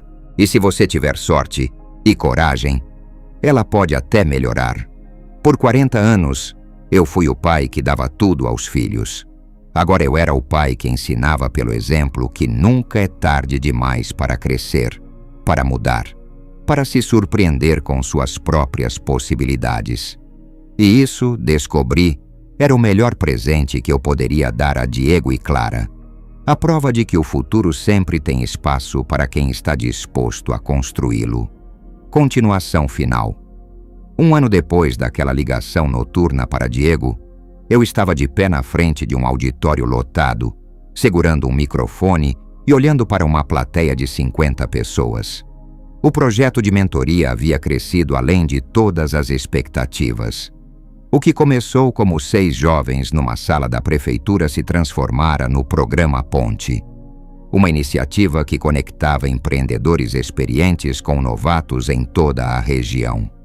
Quando Helena me ligou há 18 meses, comecei, minha voz ecoando pelo auditório. Eu pensei que minha vida produtiva havia terminado, que aos 60 anos eu era apenas um aposentado esperando o tempo passar. Vi rostos atentos na plateia. Alguns jovens que eu havia mentorado, outros empresários da minha geração que haviam se juntado ao programa, autoridades locais e, no fundo, numa fileira reservada, minha família: Diego, Clara e Marta. Mas descobri algo surpreendente. Experiência não se aposenta. Conhecimento não tem prazo de validade. E propósito? Propósito pode ser redescoberto em qualquer idade. Aplausos encheram o auditório. Não era a primeira vez que eu falava em público. Décadas dirigindo uma empresa me ensinaram isso. Mas era a primeira vez que eu falava sobre vulnerabilidade, sobre recomeços, sobre a coragem de se reinventar. Marina, continuei, apontando para uma jovem na terceira fileira. Abriu sua loja de produtos orgânicos há 6 meses. Tem 3 funcionários e uma lista de espera de clientes. Roberto, apontei para outro, lançou seu aplicativo de delivery local e já atende 15 restaurantes da cidade. Carla criou uma cooperativa de artesãs que já exporta para 3 estados. Cada nome mencionado era uma pequena vitória pessoal. Cada negócio bem-sucedido uma prova de que compartilhar conhecimento multiplica possibilidades. Mas o que aprendi neste processo não foi apenas sobre mentoria. Foi sobre mim mesmo. Descobri que crescer não tem idade limite, que relevar não significa se tornar irrelevante, e que, às vezes, os melhores capítulos da nossa vida são escritos depois que achamos que o livro acabou. Quando terminei a palestra, houve uma recepção informal. Pessoas se aproximavam para agradecer, para compartilhar suas próprias histórias de recomeços, para pedir conselhos. Eu me sentia útil de uma forma que não experimentava há anos. Pai, Diego apareceu ao meu lado, carregando 2 taças de suco. Você se superou hoje. Obrigado. E obrigado por ter vindo. Eu não perderia isso por nada. Ele fez uma pausa, olhando ao redor do salão lotado. Sabe, assistindo você hoje, lembrei de quando eu era criança e ficava impressionado vendo você comandar reuniões na empresa. E agora? Agora estou impressionado de novo, mas por motivos diferentes. Como assim? Quando eu era criança, me impressionava sua autoridade, sua segurança, sua capacidade de resolver problemas. Hoje me impressiona sua humildade, sua capacidade de admitir que não sabia tudo, sua disposição para aprender coisas novas. Clara apareceu segurando seu diploma de ensino médio. A formatura havia sido na semana anterior. Vovô, posso pedir uma coisa? Claro, minha querida. No meu discurso de formatura, eu falei sobre pessoas que me inspiraram e mencionei você. Mencionou? Disse que meu avô me ensinou que coragem não é não ter medo. É ter medo e fazer o que precisa ser feito mesmo assim. É admitir quando você não sabe algo. É mudar quando a mudança é necessária, mesmo quando é difícil. Senti minha garganta apertar. Disse que aprendi com você que família não é sobre concordar sempre. É sobre crescer juntos, mesmo quando crescer significa brigar, se reconciliar, perdoar e recomeçar. Clara, e disse que você me mostrou que envelhecer com dignidade não significa ficar parado. Significa continuar evoluindo até o último dia. Quando chegamos em casa naquela noite, casa agora significava meu apartamento, que verdadeiramente se tornara meu lar. Eu me sentei na poltrona que trouxera da casa antiga e refleti sobre a jornada. 18 meses atrás, eu estava furioso, humilhado, me sentindo descartado. Hoje, eu era um mentor respeitado, um pai que havia encontrado uma nova forma de se relacionar com o filho, um avô que havia ensinado pelo exemplo que nunca é tarde demais para surpreender a si mesmo. Meu telefone tocou. Era um número desconhecido. Alô? Senhor Augusto? Aqui é Paulo, da capital. Assisti sua palestra online e gostaria de conversar sobre trazer o programa Ponte para nossa cidade. Mais uma porta se abrindo. Mais uma possibilidade de impacto. Mais uma prova de que relevâncias não é algo que você perde com a idade. É algo que você constrói através das suas escolhas. Depois da ligação, peguei uma folha de papel e comecei a escrever. Não tinha certeza do que estava escrevendo. Talvez memórias, talvez reflexões, talvez apenas pensamentos soltos. Mas senti a necessidade de registrar essa transformação. Por 40 anos, defini meu valor pela minha capacidade de prover. Escrevi. Medi minha importância pelo que conseguia dar aos outros. Dinheiro, segurança, soluções. Quando me aposentei, achei que havia perdido meu propósito, porque havia perdido minha capacidade de ser o provedor tradicional. Parei de escrever e olhei pela janela. Lá fora, a cidade continuava sua vida noturna. Pessoas voltando para casa após o trabalho, jovens saindo para se divertir, famílias jantando juntas. Mas descobri que valor não vem apenas do que você dá. Vem também do que você compartilha, do que você ensina, de como você cresce. Descobri que ser pai não termina quando seus filhos se tornam adultos. Apenas muda de forma. Continuei escrevendo por 1 hora, deixando os pensamentos fluírem. Diego não precisava mais que eu pagasse suas contas ou resolvesse seus problemas. Mas precisava que eu mostrasse como enfrentar desafios com dignidade, como admitir erros sem perder autoridade, como mudar sem perder identidade. Clara não precisava que eu fosse o avô que sempre tinha respostas certas. Ela precisava do avô que não tinha medo de fazer perguntas difíceis, que mostrava que adultos também podem aprender, podem crescer, podem se surpreender. Quando terminei de escrever, eram quase meia-noite. Dobrei o papel e o guardei numa gaveta. Talvez um dia mostrasse para alguém. Ou talvez fosse apenas para mim. Um registro de uma transformação que quase não aconteceu. Quase não aconteceu porque eu quase aceitei me tornar irrelevante. Quase deixei que uma brochura de casa de repouso definisse meu futuro.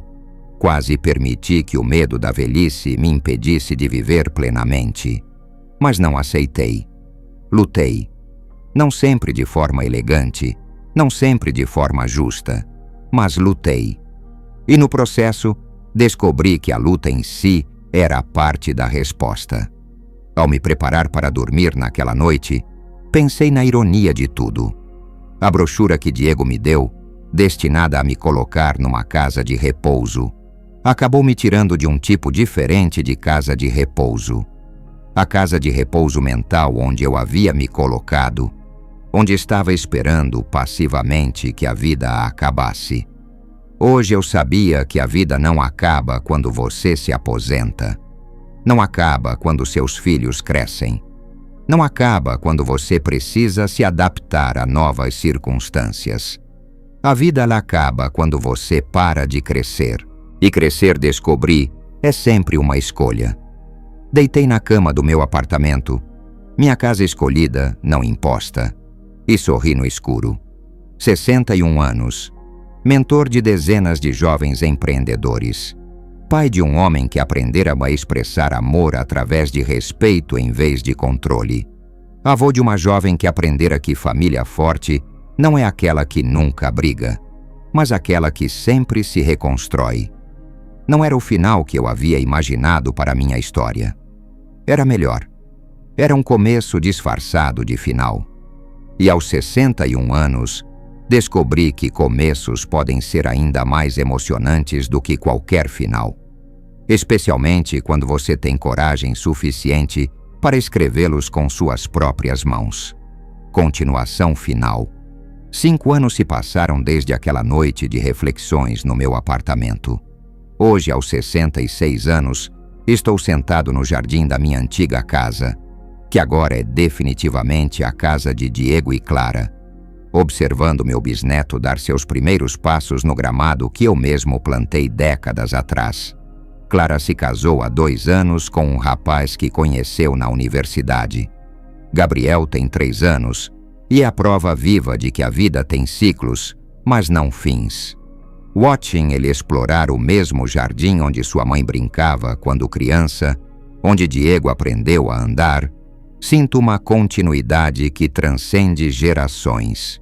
Vovô Guto, ele grita, correndo em direção à minha cadeira com a determinação desajeitada de uma criança pequena. Vovô Guto, como ele não consegue pronunciar Augusto direito.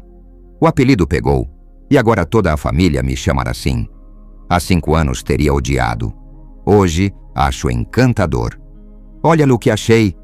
Gabriel estende a mão suja de terra, revelando uma minhoca que se contorce. Que descoberta incrível! Digo, fingindo espanto. Você sabia que as minhocas são muito importantes para o jardim? Seus olhos se arregalam com genuína curiosidade. É fascinante como crianças conseguem transformar o ordinário em extraordinário apenas prestando atenção. Diego se aproxima, carregando uma bandeja com café. Pai, como foi a consulta hoje? A pergunta é casual, mas percebo a preocupação sutil por trás dela. Aos 66, minha saúde requer mais atenção. Nada dramático. Pressão arterial, colesterol, os achaques normais da idade. Mas Diego aprendeu a perguntar sem soar controlador, e eu aprendi a responder sem soar defensivo. Tudo normal. Dr. Que Santos disse que estou mais saudável que muitos homens 15 anos mais jovens. E o projeto em Salvador? Confirmado. Passo 2 semanas lá no mês que vem, ajudando a implementar o Programa Ponte. O Programa Ponte se expandiu para 12 cidades nos últimos 5 anos. Eu viajo regularmente para consultorias, palestras, treinamentos. Não é mais trabalho no sentido tradicional, é missão. E a diferença entre trabalho e missão, descobri, é que missão te energiza em vez de te drenar. Clara aparece na varanda, grávida de 6 meses do segundo filho. Como estão meus homens favoritos? Gabi achou uma minhoca. Diego informa, como se fosse a notícia mais importante do dia. Que emoção! Clara responde com o mesmo entusiasmo exagerado que aprendemos a usar com crianças pequenas. Watching essa interação, percebo como nossa família mudou. Não apenas cresceu, transformou. Somos mais gentis uns com os outros, mais pacientes, mais dispostos a celebrar pequenas alegrias. Vovô Guto, Clara se senta ao meu lado. Posso te contar uma coisa? Sempre pode, minha querida. Estava conversando com uma amiga ontem sobre relacionamentos familiares. Ela estava reclamando que não consegue conversar com o pai dela sobre nada importante. E eu percebi que nós conseguimos conversar sobre tudo. Nem sempre foi assim, lembro. Eu sei, mas é agora. E sabe por quê? Me conta. Porque todos nós aprendemos a admitir quando estamos errados, a pedir desculpas sem perder dignidade, a mudar de opinião quando apresentados a argumentos melhores. Ela está certa. Nossa família desenvolveu uma cultura de crescimento contínuo. Ninguém precisa estar sempre certo. Ninguém precisa ser perfeito. Apenas precisamos estar dispostos a evoluir. Clara, posso te fazer uma pergunta? Claro. Você tem medo de envelhecer? Ela pensa por um momento. Tinha. Quando era adolescente, achava aterrorizante a ideia de ficar velha. Mas vendo você, não tenho mais. Por quê? Porque você me mostrou que envelhecer pode ser uma aventura. Que cada fase da vida tem suas próprias possibilidades, seus próprios prazeres, seus próprios desafios interessantes. Gabriel volta correndo, agora sem a minhoca, mas com as mãos cheias de folhas coloridas. Vovô Guto, por que as folhas mudam de cor? É uma pergunta simples, mas carregada de simbolismo. Explico sobre estações, sobre clorofila, sobre como a natureza se prepara para o inverno. Mas enquanto falo, penso na metáfora mais profunda. Sabe, Gabi, as folhas não mudam de cor porque estão morrendo.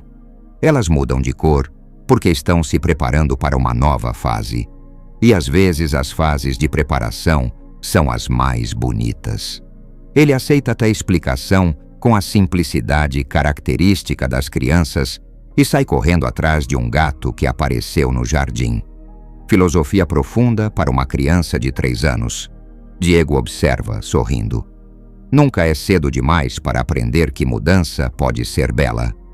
Marta chega para o almoço dominical, uma tradição que mantemos religiosamente há 5 anos. Aos 72, ela está mais lenta fisicamente, mas sua mente continua afiada como sempre.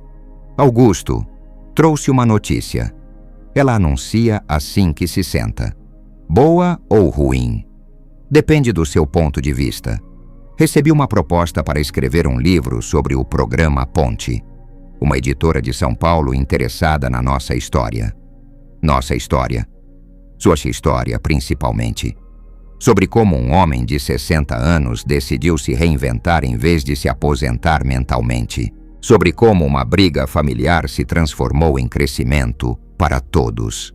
A ideia me deixa desconfortável e intrigado ao mesmo tempo.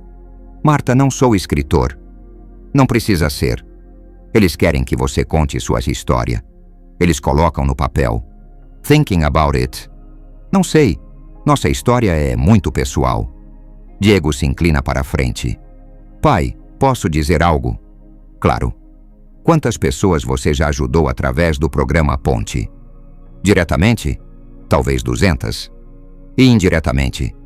Penso nos negócios que esses 200 empreendedores criaram, nos empregos que geraram, nas famílias que sustentaram. Milhares, talvez. Agora imagine quantas pessoas poderiam se beneficiar lendo sobre nossa jornada. Sobre como é possível reconstruir relacionamentos familiares. Sobre como é possível se reinventar em qualquer idade. Clara concorda. Vovô, e sua história não é apenas sua. É de qualquer família que já enfrentou conflitos sobre envelhecimento, sobre dependência, sobre mudança de papéis. À tarde, depois que todos foram embora, fico sozinho no jardim com Gabriel, que cochila no meu colo. O peso de seu corpinho relaxado, a confiança absoluta com que se entregou ao sono, me comovem profundamente. Penso na proposta do livro, em compartilhar nossa história. As partes feias junto com as bonitas. A briga, a reconciliação, o crescimento, os erros, as vitórias. Será que realmente poderia ajudar outras famílias? Outras pessoas enfrentando seus próprios medos sobre envelhecimento, sobre relevância, sobre propósito. Meu telefone vibra com uma mensagem de Marina, a jovem que abriu a loja de produtos orgânicos no início do programa. Seu Augusto, só para avisar que abrimos a 5ª filial hoje e contratamos mais 12 funcionários. Muito obrigada por ter acreditado em mim quando nem eu mesma acreditava. Leio a mensagem 2 vezes. 5 lojas, dezenas de empregos, famílias sustentadas, sonhos realizados. Tudo começando com uma conversa numa sala da prefeitura há 5 anos. Talvez Diego e Clara tenham razão. Talvez nossa história precise ser contada não por ser excepcional, mas por ser universal. Todas as famílias enfrentam transições difíceis. Todos nós lutamos com mudanças de papéis, com medo sobre o futuro, com a dificuldade de expressar amor de forma saudável. Gabriel se mexe no meu colo, murmurando algo incompreensível no sono. Acaricio seus cabelos e penso na família que ele encontrará quando crescer. Uma família que aprendeu a conversar sobre sentimentos, que não tem medo de admitir erros, que vê conflito como oportunidade de crescimento, não como ameaça de destruição. Pego no telefone e mando uma mensagem para Marta. Vamos escrever esse livro. A resposta chega em segundos. Sabia que você ia dizer sim. Já marquei nossa primeira reunião com a editora. Rio sozinho no jardim. Marta me conhece há quase 50 anos. Claro que ela sabia. Quando Gabriel acorda, ele me olha com aqueles olhos curiosos e pergunta: Vovô Guto, você é velho? Sou, meu amor. Mas você não parece triste. E por que eu pareceria triste? Porque velho é triste. Quem te disse isso? Todo mundo. Pego suas mãozinhas entre as minhas. Gabi, vou te contar um segredo. Ser velho só é triste se você parar de aprender coisas novas, de fazer amigos novos, de ter aventuras novas. Você ainda tem aventuras? Toda semana. Semana que vem vou viajar para uma cidade nova para ensinar pessoas a abrir negócios. Mês que vem vou ajudar por a escrever um livro. E daqui a alguns meses, quando seu irmãozinho nascer, vou ter a aventura de ser vovô de 2 crianças. Seus olhos brilham. Isso é muito legal. Ser velho pode ser muito legal, se você não esquecer de continuar vivendo. Quando Diego vem buscar Gabriel no final da tarde, conto sobre minha decisão de escrever o livro. Estou orgulhoso de você, pai. De novo. Por que desta vez?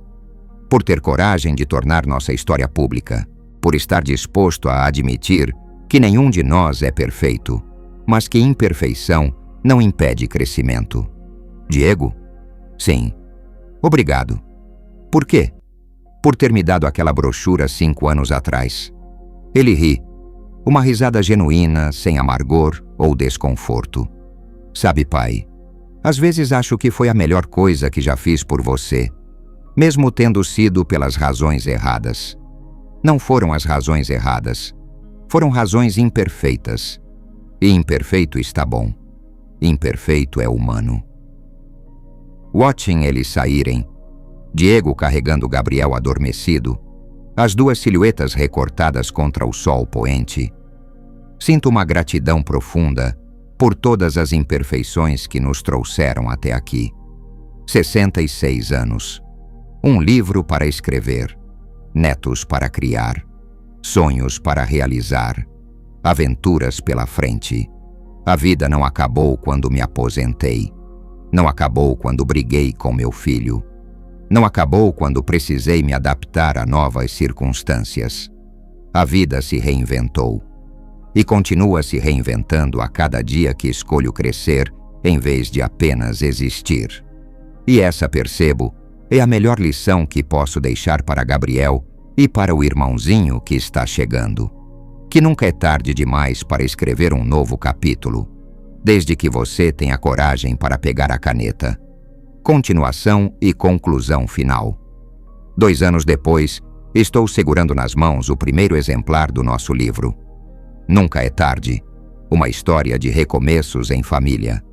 A capa traz uma foto nossa.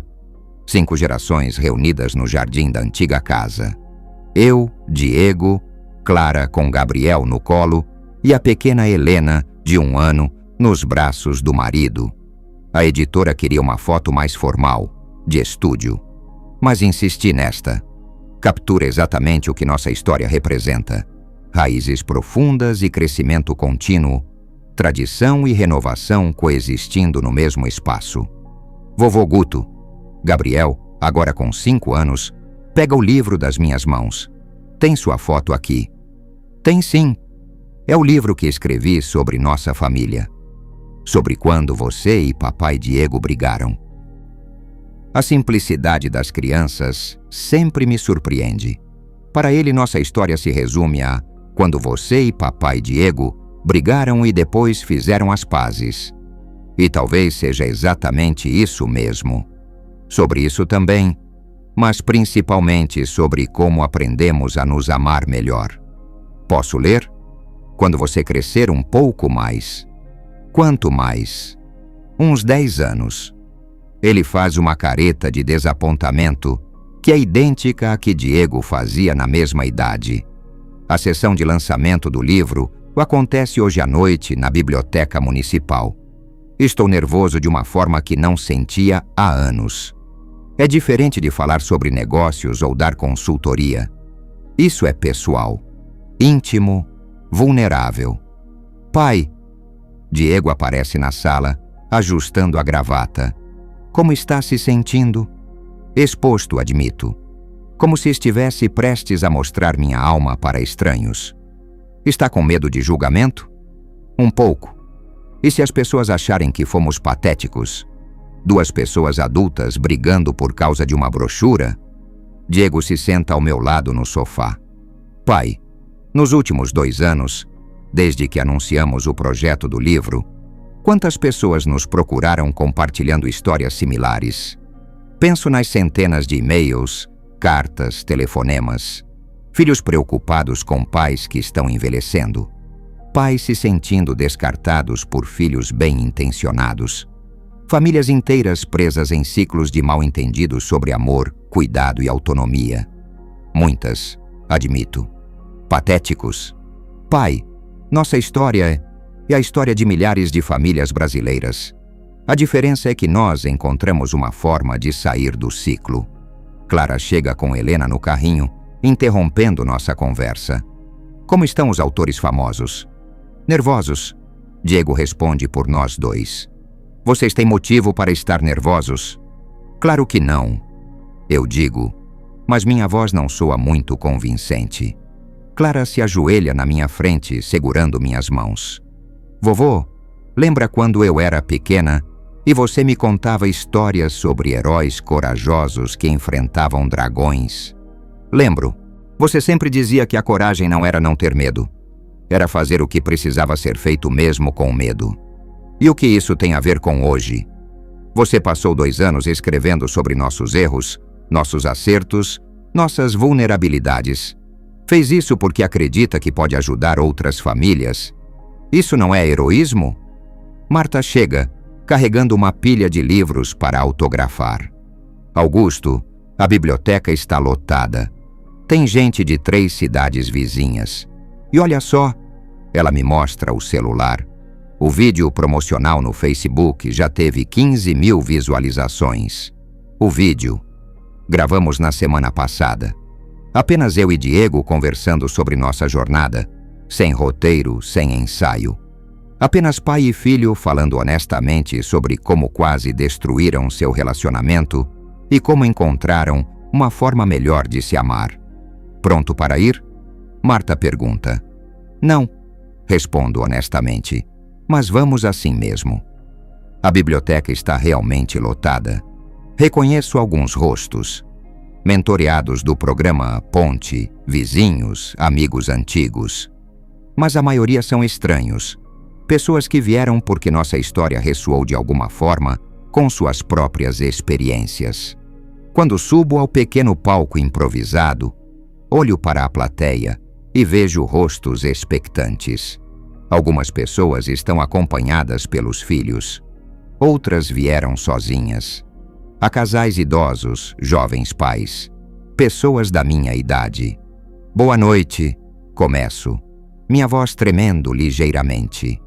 Há 3 anos, se alguém me dissesse que eu estaria aqui lançando um livro sobre minha vida familiar, eu riria. Não porque fosse impossível, mas porque eu achava que não tinha nada interessante para contar. Silêncio respeitoso. Achava que minha história esquido era comum demais, pequena demais, específica demais para interessar a alguém. Um pai e um filho brigando porque um deu ao outro uma brochura de casa de repouso. Que importância isso poderia ter para o mundo? Faço uma pausa, procurando as palavras certas, mas descobri que histórias pequenas às vezes carregam verdades grandes, que conflitos familiares aparentemente bobos frequentemente escondem questões profundas sobre amor, respeito, dignidade, medo. Vejo cabeças balançando em concordância. Este livro não é sobre ter todas as respostas.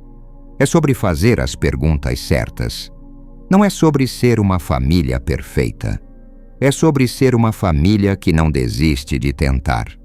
Durante a hora seguinte, leio trechos do livro, respondo perguntas, escuto histórias. Uma senhora de 70 anos conta que não fala com o filho há 2 anos por causa de uma discussão sobre mudança para apartamento menor.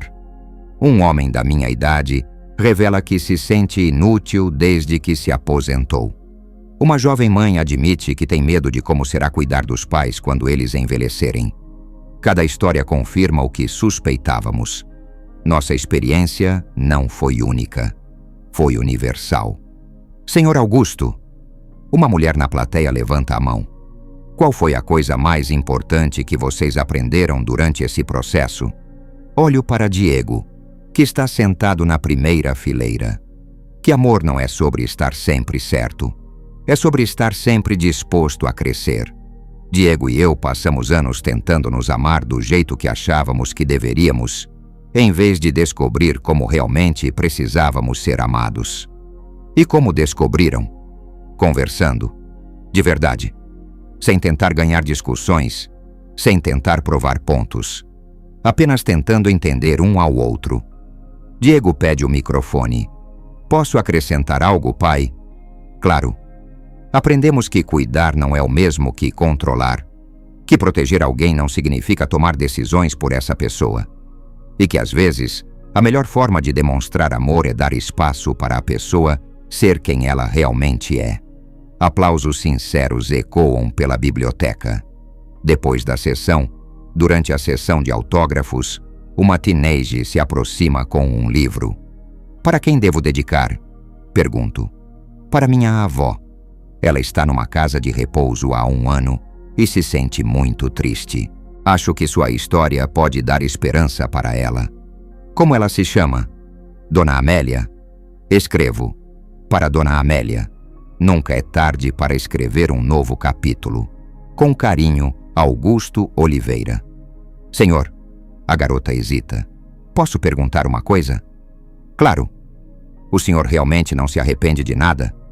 A pergunta me pega desprevenido. Penso na jornada dos últimos 5 anos. As brigas, as reconciliações, as mudanças, os desafios. Sabe, digo devagar, eu me arrependo da forma como reagimos inicialmente. Das palavras duras, do orgulho ferido, da dor que causamos uns aos outros. Mas não me arrependo do resultado, porque todo aquele sofrimento nos levou a um lugar melhor. Então valeu a pena? Olho-se ao redor da biblioteca. Vejo minha família, 4 gerações reunidas para celebrar uma história que quase terminou em tragédia. Vejo estranhos que se tornaram menos solitários porque descobriram que suas lutas não são únicas. Vejo esperança onde poderia haver apenas resignação. Valeu a pena, confirmo. Definitivamente valeu a pena. Quando chegamos em casa naquela noite, Gabriel já está dormindo no sofá, exausto pela agitação do dia. Diego o carrega cuidadosamente para o quarto e observo a ternura com que manuseia o corpo adormecido do filho. Boa noite, pai. Ele sussurra ao passar por mim. Obrigado por hoje, por tudo. Sozinho na sala, pego meu exemplar do livro e folheio as páginas. Nossa história, impressa em papel, disponível para qualquer pessoa que queira conhecê-la. Na página final, releio o parágrafo que escrevi como conclusão. Aos 68 anos, descobri que a vida não é sobre evitar conflitos, mas sobre resolvê-los de forma que todos saiam fortalecidos. Não é sobre não cometer erros, mas sobre aprender com eles. E definitivamente, não é sobre chegar ao final sem marcas. É sobre chegar com as marcas certas, aquelas que contam histórias de amor, crescimento e coragem. E se eu pudesse dar um conselho para qualquer família enfrentando suas próprias tempestades, seria este: não desistam um do outro. Brigar não significa não se amar. Errar não significa ser irreparáveis. E envelhecer, crescer, mudar, nada disso significa que os laços se quebram. Às vezes, significa apenas que precisamos aprender novas formas de nos conectar. Hoje, quando olho para minha família, vejo não apenas onde chegamos, mas todas as possibilidades do que ainda podemos nos tornar. Porque família não é um destino fixo. É uma jornada contínua de descobrimento mútuo. E essa jornada, se aprendi, nunca termina realmente. Apenas se transforma, se aprofunda, se torna mais rica a cada estação da vida. Fecho o livro e sorrio. Amanhã, provavelmente chegará mais correspondência de leitores, mais convites para palestras, mais oportunidades de compartilhar nossa história. Mas por hoje, basta saber que fizemos algo bom. que transformamos nossa dor em propósito. Que nossa pequena história talvez ajude outras famílias a escrever finais mais felizes para suas próprias narrativas. E isso, aos 68 anos, é mais do que suficiente para uma vida bem vivida. É o suficiente para uma vida extraordinária disfarçada de ordinária. O melhor tipo de vida que existe.